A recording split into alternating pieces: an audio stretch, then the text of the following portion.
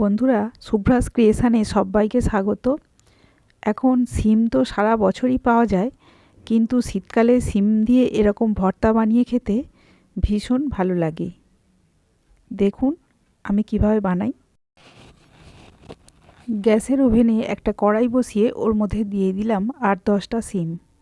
সিমগুলো আগের থেকে আমি ধুয়ে বোঁটা ফেলে পরিষ্কার করে রেখেছিলাম। দিয়ে দিয়েছি 2টো পাকা টমেটো। দিয়ে আমি ঢাকা মুড়ে অপেক্ষা করলাম 5 থেকে 7 মিনিট। 5 থেকে 7 মিনিট অপেক্ষা করার পর আমার এগুলো একদম সিদ্ধ হয়ে গেছে। এখন আমি প্রথমে টমেটো পরে সিমগুলো উঠিয়ে নিলাম।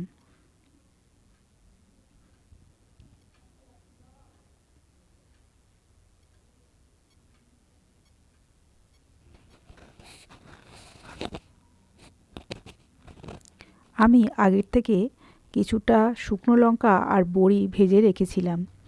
শুকনো লঙ্কা আর বড়ি নিয়েছি আর দিয়ে দিলাম পরিমাণ মতো লবণ। পরিমাণ মতো লবণ দিয়ে আমি শুকনো লঙ্কা আর বড়ির সাথে বেশ ভালো করে মেখে নিচ্ছি।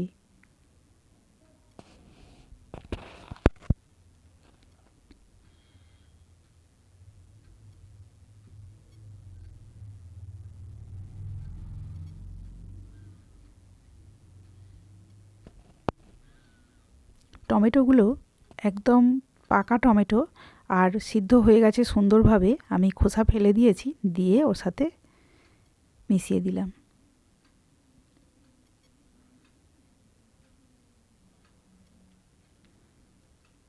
একটা আলু আমি আগের থেকে সিদ্ধ করে রেখেছিলাম, সেই আলুটা আমি ওর সাথে মেখে নেব, আর সাথে সিমটাও এবার আমি মেখে নেব।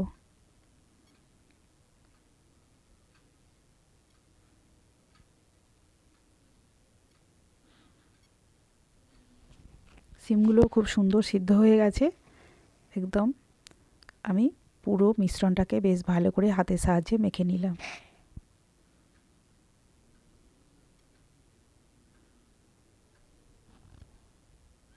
আমার বাগানে প্রচুর ধনেপাতা হয়েছে। আমি সেখান থেকে কিছুটা ধনেপাতা আমি উঠিয়ে নিয়েছি, আর সেটা আমি ধুয়ে পরিষ্কার করে আমি ওর মধ্যে দিয়েছি।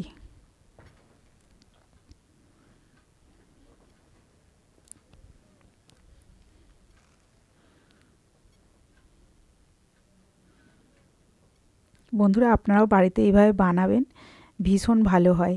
ভীষণ হেলদি একটা রেসিপি এটা। আর যে কোনো মাখা ভর্তাতে তো সরিষার তেল অবশ্যই লাগবে। সরিষার তেল একটু বেশি পরিমাণে দিয়ে দিলাম, দিয়ে আমি ওটা মিশিয়ে নিচ্ছি। সরিষার তেল দিলে খেতে অনেক বেশি ভালো হয়। আর শুকনো লঙ্কা দিয়েছি, বড়ি দিয়েছি, আর ধনিয়া পাতা দিয়েছি। এটা ভাত, রুটি সব কিছুর সাথেই ভালো লাগে।